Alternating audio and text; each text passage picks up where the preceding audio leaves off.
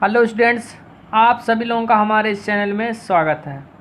आज हम आप लोगों को एक मोस्ट इम्पॉर्टेंट टॉपिक प्रकाश तरंगों के व्यतिकरण का यंग का प्रयोग बताएंगे, जो कि यह इतना इम्पॉर्टेंट है जो 2020 में आना लगभग तय। तो इससे पहले यदि चैनल को सब्सक्राइब नहीं किए तो चैनल को सब्सक्राइब कर लें और बेल आइकन बटन दबा लें, जिससे कि मैं नया वीडियो अपलोड करूं तो आप लोगों के पास नोटिफिकेशन पहुंच जाए। तो अब हम समझते हैं यंग का प्रयोग क्या होता है। जब समान आवृत्ति की दो प्रकाश तरंगे जो एक ही प्रकाश स्रोत से आ रही हों और एक साथ चल रही हों, तो माध्यम के कुछ बिंदुओं पर प्रकाश की तीव्रता अधिकतम और कुछ स्थानों पर न्यूनतम होती है। प्रकाश तरंगों की इस घटना को व्यतिकरण कहते हैं। ये था व्यतिकरण की डिफिनीशन। अब हम समझते हैं कि यंग का प्रयोग यंग जी ने क्या बताया था। तो समझते हैं, इनका पूरा नाम था sir Thomas young. Sir Thomas young ने प्रकाश के व्यतिकरण को द्विरेखा छिद्र के द्वारा प्रयोगात्मक रूप से दिखाया। इसमें एक यस छिद्र युक्त पर्दा कैपिटल यल है। इससे कुछ दूरी पर यह एक दूसरा पर्दा कैपिटल यम है, जिसमें यस1 और यस2 दो रेखा छिद्र है जिनके मध्य दूरी स्मॉल डी है। जब रेखा छिद्र यस से प्रकाश डालते हैं तो पर्दे यन पर समान चौड़ाई की दीप्त और अदीप्त पट्टियाँ दिखाई देती हैं। इन्हें फ्रिंजे कहते हैं। तो अब हम समझते हैं कि ये यंग जी ने ये हिंदी या फिर ये कैसे बताया। तो अब हम फिगर समझते हैं। तो यह है सर थॉमस यंग का व्यतिकरण का द्विरेखा छिद्र। तो इसे हम समझते हैं। इसमें हम देखते हैं, इसमें यह है कैपिटल यस। कैपिटल यस छिद्र एक पर्दा कैपिटल यल होता है। इससे कुछ दूरी पर एक दूसरा पर्दा कैपिटल यम है। इसमें दो छिद्र होते हैं, एक है यस1 और दूसरा है यस2। इनके बीच की दूरी जो होती है स्मॉल डी होती है। जब रेखा छिद्र यस से प्रकाश डालते हैं, अर्थात इधर से जब प्रकाश आती है, तो पर्दा यन पर यह हमारा पर्दा जो कैपिटल यन पर है, समान चौड़ाई की, जैसा कि हम यहाँ देख सकते हैं, समान चौड़ाई की दीप्त और अदीप्त, यह है जो ये हमारा चटकदार होता है उसे हम कहते हैं अदीप्त, और जो ये हमारा सर्किल की तरह है उसे हम कहते हैं अदीप्त। और ये सब जो हैं इसे हम बोलते हैं फ्रिंजे, जो कि कैपिटल यन पर समान चौड़ाई की दीप्त और अदीप्त फ्रिंजे बनती हैं। इसी को हम बोलते हैं फ्रिंज। अब एक बार हम फिर से ये फिगर समझ लेते हैं कि सर थॉमस यंग ने प्रकाश के व्यतिकरण द्विरेखा छिद्र से यह प्रयोग दिखाया। इसमें एक कैपिटल यस का रेखा छिद्र होता है जो कैपिटल यल है, जो कि एक पर्दा है। इससे कुछ दूरी पर दूसरा पर्दा कैपिटल यम होता है, जिसमें दो रेखा छिद्र होते हैं यस1 और यस2। इनके बीच की दूरी होती है स्मॉल डी।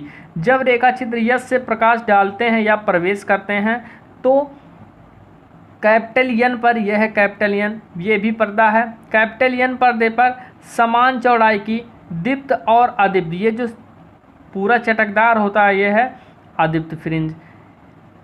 कैपिटल यन पर्दे पर अदीप्त और दीप्त समान पट्टियाँ दिखाई देती हैं, जिन्हें हम कहते हैं फ्रिंजे। तो ये था फिगर के बारे में। अब हम समझते हैं आगे, दो क्रमागत दीप्त अथवा अदीप्त पट्टियों के बीच की दूरी को फ्रिंज की चौड़ाई कहते हैं, और जो फ्रिंज की चौड़ाई होता है उसे हम कैपिटल डब्ल्यू से लिखते हैं। कैपिटल डब्ल्यू बराबर होता है कैपिटल डी लेम्डा अपान डी। यहाँ से हम समझ सकते हैं कि फ्रिंज की चौड़ाई की डिफिनीशन कैसे आती है, जो कि फ्रिंज की चौड़ाई को हम लोग कैपिटल डब्ल्यू से लिखते हैं, और फ्रिंज की चौड़ाई बराबर होता है capital D into small lambda. अब इस कैपिटल लेम्डा होता है अपान डी। यहाँ कैपिटल डी यस1 और यस2 से पर्दे की दूरी है।